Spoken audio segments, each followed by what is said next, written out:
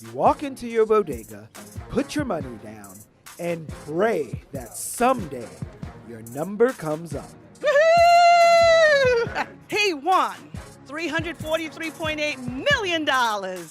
But what if you really do hit it big? Can you handle the truth? 245. I'll take this one, please. Maybe your first call should be to this man. Okay, listen, this is what you're gonna do. He's the lottery lawyer. No, I'm telling you, I've seen this before, just do not tell anybody. Meanwhile, Bridget Davis is telling everybody about the numbers game. Her new book describes the bygone world of the numbers. For decades, it offered folks a shot at leaving poverty behind. It thrived for 60 years until the legal lottery stepped in. What was it like hearing your own mother fielding calls as a big-time numbers runner? That was like a daytime lullaby for me. This week, we keep going in on a bodega in Brooklyn. This time with a dollar and a dream. That's my money. My shit.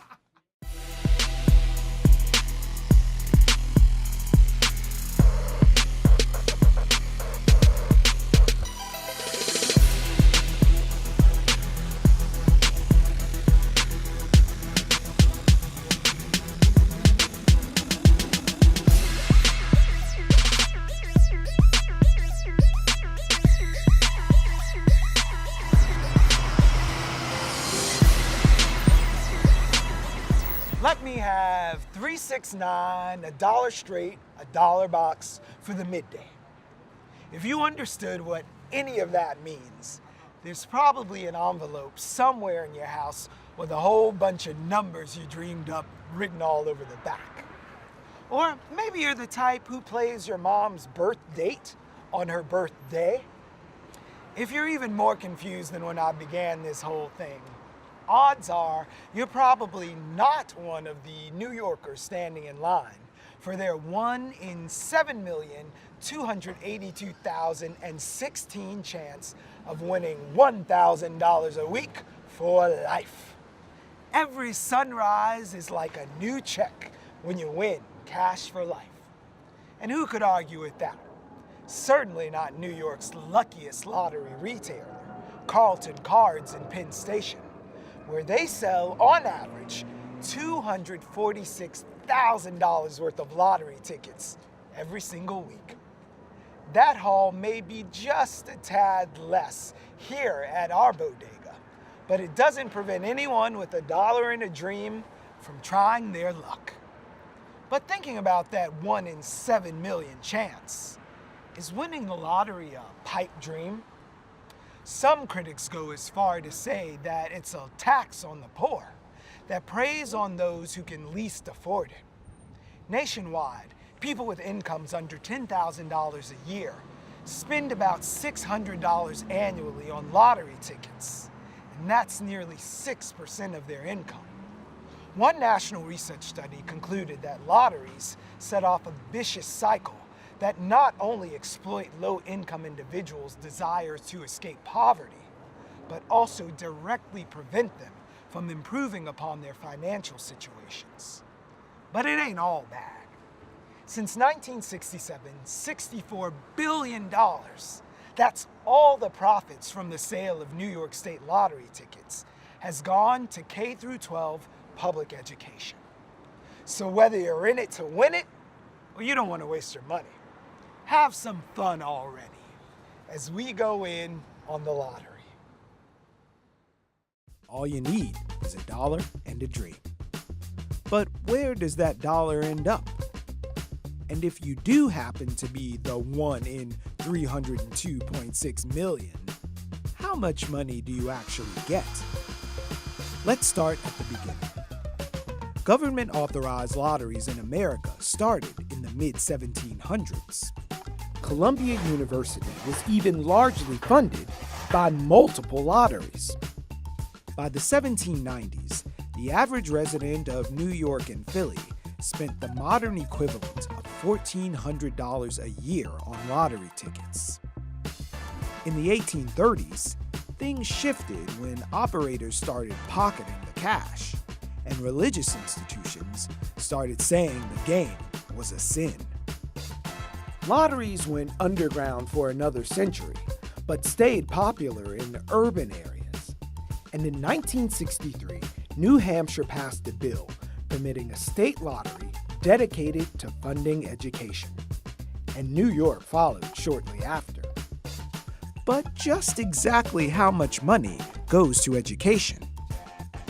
Well, from 2017 through 2018, the New York State Lottery brought in just shy of $10 billion. And $3.3 billion of that went to funding education. So if all this is going towards education, how much will go in your pocket? Well, let's say you won a $10 million jackpot. Assuming you're like 80% of lottery winners and you took the lump sum instead of annual payments, your jackpot gets cut in half. So now you have $5 million. The federal government takes around 24% of the winnings for taxes, and then state and local taxes come after that. So, of the initial $10 million jackpot, you're now left with around $2.5 million. But what about scratch-offs? Usually lower stakes, but depending on the game, they can offer up to $3 million in prize money, or the classic win for life. Your odds of winning a couple of bucks are around 1 in 3. Scratch-offs are by far the biggest money makers for the New York Lottery, bringing in over $4 billion in the 2017-18 fiscal year. So who's playing? Well, according to a Gallup poll, 50% of Americans. More specifically, in Brooklyn, East New York, East Flatbush, and downtown Brooklyn are the biggest scratch-off buyers. Given that if Brooklyn were to secede from New York City, it would be the country's 4th largest city. That's a lot of people, and a lot of Lotto tickets. But is it worth it for our bodega owners? The lottery pay you 6%. So It's for a lot of every work. dollar, so if I buy my $2 $144 million ticket, you get 12 cents. 12 cents. The 12 cents they charge me tax. Yeah, oh my goodness. $2 goes to them, 12 cents goes to you on this side, and then on this side, the tax guy is saying. Yeah. So at the end of the day, how much of that 12 cents is yours?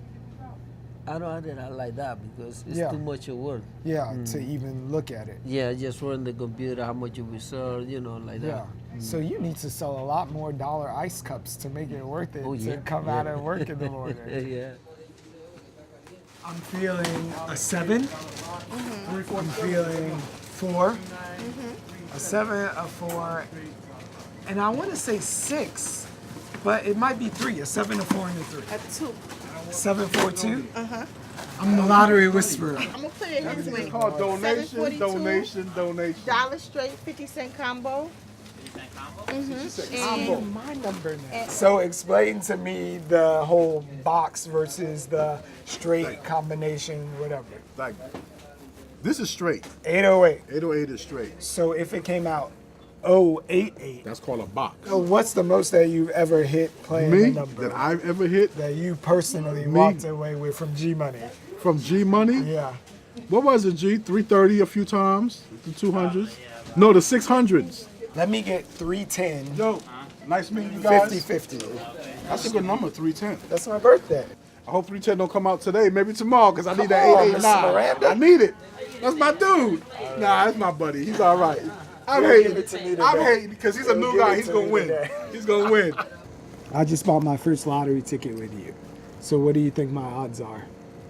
Just don't get your hopes up. That's it. Oh, man.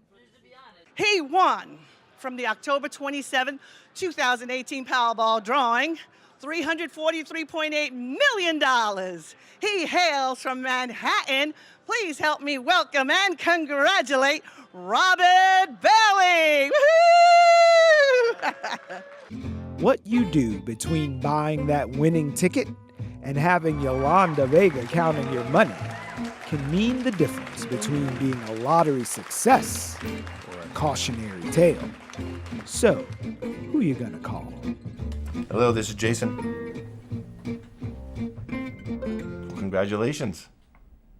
What state did you win in? Wonderful, wonderful. Sure, we'll travel anywhere. Yep, we go to California all the time. The initial conversation will kind of address your goals. I'll explain to you my experience. I've seen things go well. I've seen things go bad. We're going to have a lot of fun with this. Okay, listen, this is what you're going to do. First, because you're in California, you need to sign the back of the ticket. All right, we can't make you anonymous, so sign the ticket. It'll make it safe. Next thing you need to do is make a copy of the ticket and put it in a very safe place. If you can get it to a safe deposit box, that would be perfect. And now listen to me, what I'm going to tell you is very important. Do not tell anybody that you won. Yeah, you could tell your wife, you could tell your kids, but make sure they don't tell anybody because it'll be a nightmare. For the more people who know, I'm telling you, I've seen this before, just do not tell anybody. It's going to be hard not to, but do it.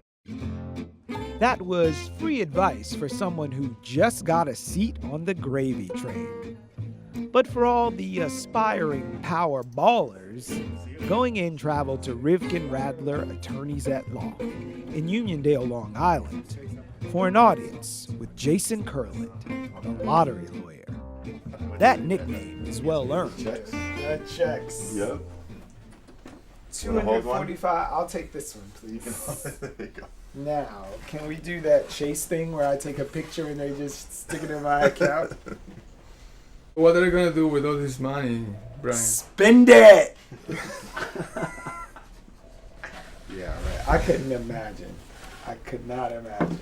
Jason, you know more millionaires than Yolanda Vega did. A lot of my clients are regular players, so they do play every week. Like years and years worth of. Yeah, you play a lot. But then again, I've had winners that it's the first time they ever purchased a ticket. That did not happen. Yes, yes. Oh, come on. I had an Amish person win the lottery, and they told me that they weren't really buying tickets because I don't think they were supposed to buy tickets in there. But you know, they claimed that it was the first time they bought a ticket. What surprises people most about the process that it takes in dealing with winning a lot of money?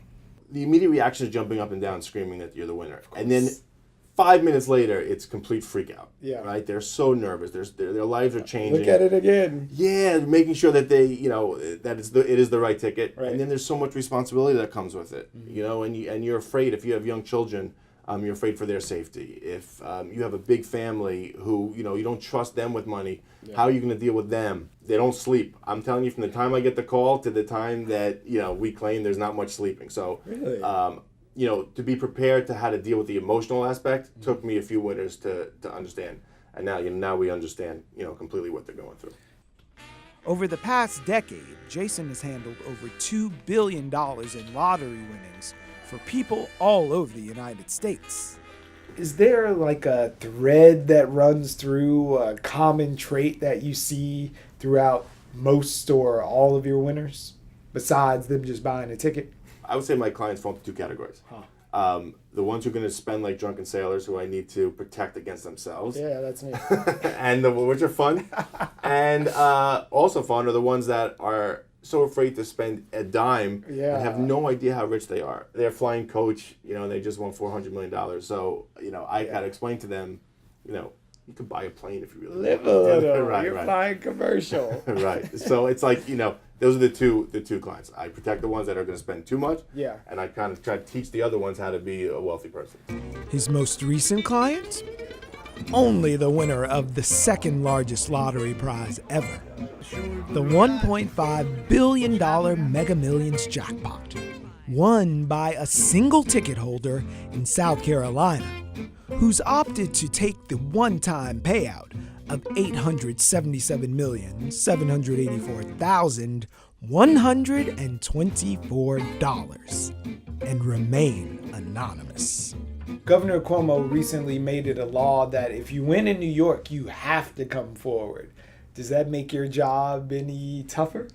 40% of the calls I get, the initial calls, start out with, you know, a fake name. Like, I don't even get the real name. So people are so nervous about that. The lottery wants to sell tickets as a business. Of course. So how do they sell tickets? They show that it's legitimate, so that it's not, you know, people who know people who are winning. Right. And two, that it's people like you and me who are winning. So you have to come forward. So when you come forward, you can wear a disguise, but there's a fine line because you don't want to look ridiculous because then all of a sudden it goes viral. Yeah. You know, so you have to be, you know, just slight Your whole thing is to get in and out of the news cycle as soon as possible, so you don't get all of the people around you. And there's an art to it. Right? Yeah. You have to say just enough where you give the media a story. Right, where it's cute and you move on. Right, and if you're too cryptic about it, people are starting to think, what's going on here? What's going on here? So there's an art to the whole thing. Outline for us, as you have online, the 5 things that one should do when you find you might be in possession of about $1 billion worth of lottery tickets. Well, check that ticket again. All right, that's important. It sounds ridiculous, but I've received a number of calls from people who either got one number wrong or were looking at the wrong day. I mean, how bad luck is that? Just make sure you have the winning ticket, because once you start, celebrating and planning your life, and you find out that it's not really the win, it's a disaster. That's number 1. The number 2 is stay quiet. Don't tell anybody that you're the winner. The more people that know, the worse it's going to get for you. That time between the win and the claim is your last period of normalcy you're going to have. You want to do it the right way. And during that time, you want to hire the right team of professionals. But another thing I tell people is plan a vacation, especially in those states like New York where you have to do a press conference. Right. Plan to go away the day of the press conference. To avoid people like me. Yes, the media is going to be at your house, within hours. Not to mention neighbors and friends and family you didn't even know existed. Go right from the press conference to the airport. I'll get you a car. Just go. Yeah. And when you come back, things usually die down. At least you have your maybe a couple of weeks to get your head straight. How much would it take for you to win before you left all of this behind? How big would the jackpot have to be for you to give this up? I don't think I would stop. I love it. It's so much fun dealing with these winners and helping them through it. I don't think there's no amount of money would make me stop. So who's gonna play you in the series about the lottery lawyer that is sure to follow? I have no idea. Come on, I'm it's your dream casting. You don't have $100 million check with your name on it, but you at least get to pick the guy who's gonna walk around playing. I'm not saying a name. I'll be made fun of either way if I pick a name. He's keeping it anonymous. Keeping it anonymous. All right, thanks for talking to us. My pleasure.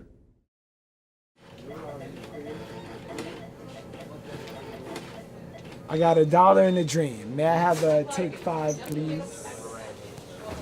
I'm gonna scratch it with my lucky scratcher. What do I have to do? Yeah, 3 of a kind. Okay, we have two $20. We need one more 20 to win.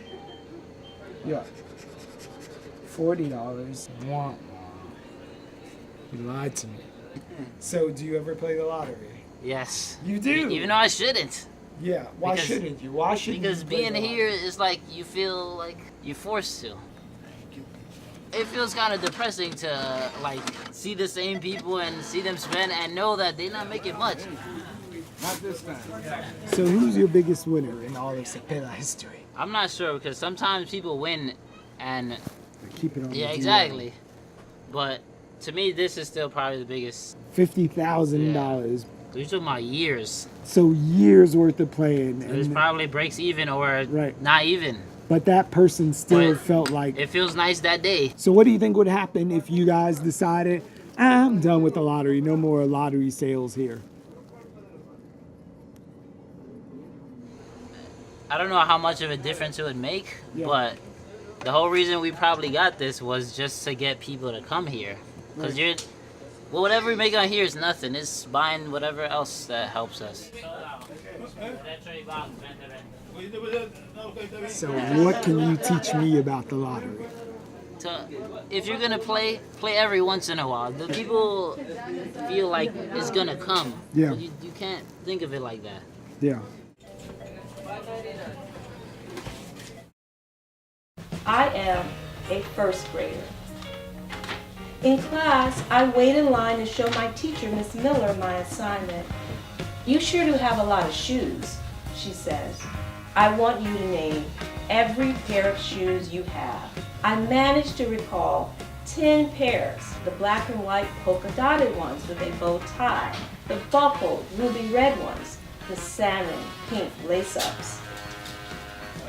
10 pairs is an awful lot. The next day in class, Miss Miller calls me back to her desk. You didn't mention you had white shoes. That evening, I tell Mama what happened. Who does she think she is? Get your coat and let's go. Mama takes my hand and leads me to the children's shoe department. She points to a pair of yellow patent leather shoes. Those are pretty. Nonchalantly, Mama opens her wallet, pulls out a $100 bill, and pays for the shoes, while the saleswoman looks at her the way Miss Miller looked at me. You're going to wear these to school tomorrow, and you better tell that damn teacher of yours that you actually have a dozen pair of shoes. The next day, I wear my brand new shoes with a matching yellow knit dress. Nervous as I walk up to my teacher's desk, I announce, Miss Miller, I have 12 pairs of shoes. She looks down at my feet and then levels those blue eyes at my face. Sit down. The children's shoe department at Saks Fifth Avenue, Detroit, is a world away from the Jim Crow Tennessee of the 1950s. In that decade alone, more than 1.1 million Black Americans made their way up north to cities like New York, Chicago, and Detroit, with dreams of civil liberty and economic prosperity. The reality that awaited them was a harsh wake-up call. My mom, her family had been in Nashville for generations. Her grandfather was born into slavery there.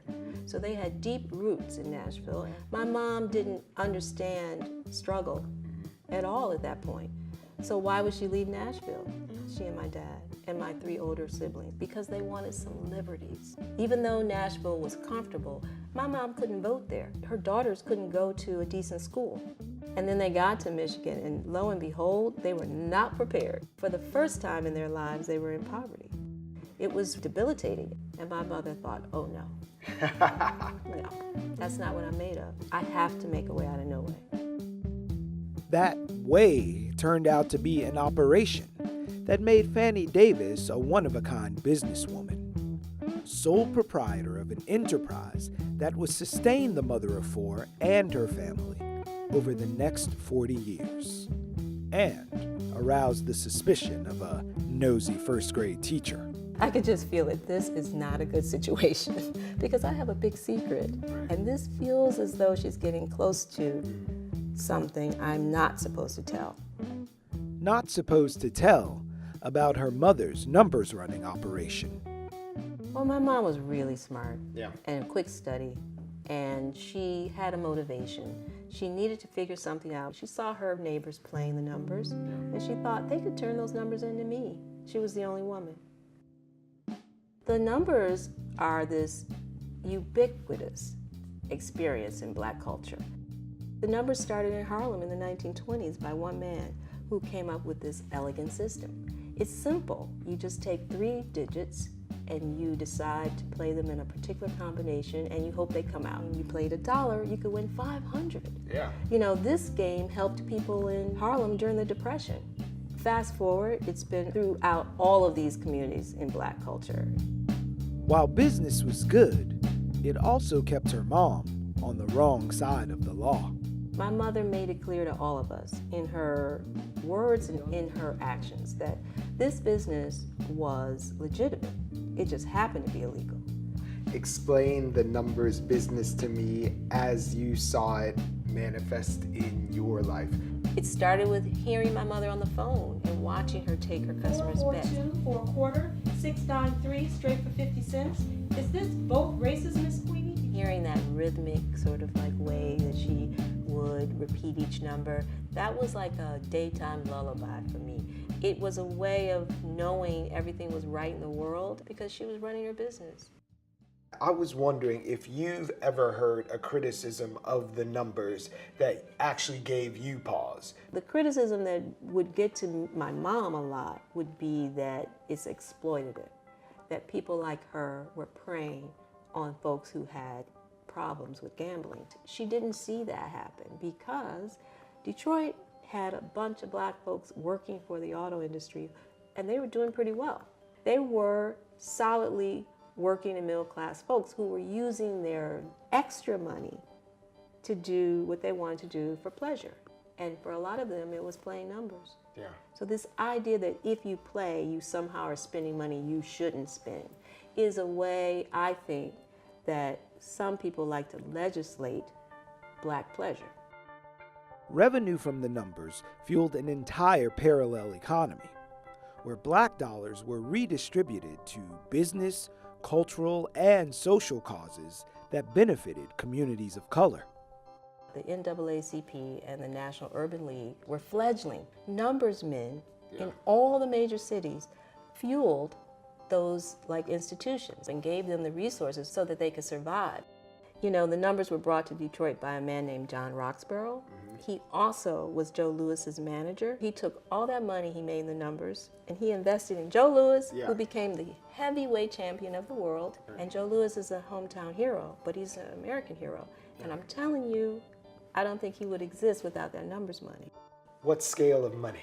Millions and millions. Literally millions, and this is in the 50s and 60s. Yes. Yeah, all the way millions through, of dollars. Through the 70s as well. In the black community. Yes. And it was a true underground economy. Just imagine those dollars circulating over and over and over in the black community. 10 square blocks. Yes. Yeah. So what does that do? It helps small businesses. When you have thriving businesses, then you have folks who feel good about living in that community. They stay put. They take care of their homes. They want their children in good schools. They can advocate for that because they're living in the community and they care about it. It spreads out and provides a kind of stability that we don't really see today. The money was rolling in, and the powers that be took notice and eventually took action. It thrived for 60 years until the legal lottery stepped in to replicate the same game. What's fascinating is in New York, activists and local politicians and even Congress members fought back. They were like, this is our economy. Even though it's illegal, don't take it from us. But it didn't work. Ultimately, the state was able to take it over because voters decided they would legalize it. In what ways are you your mother's child? I understand what it means to be a gambler. And my mother was fundamentally a gambler, not in the way you might think. She wasn't someone who got excited about gambling, but she was a gambler with her life. I do take risks. I do gamble with dreams that I have, and I don't have any qualms about that. As she told me, if it's for something that valuable, then the risk is worth it.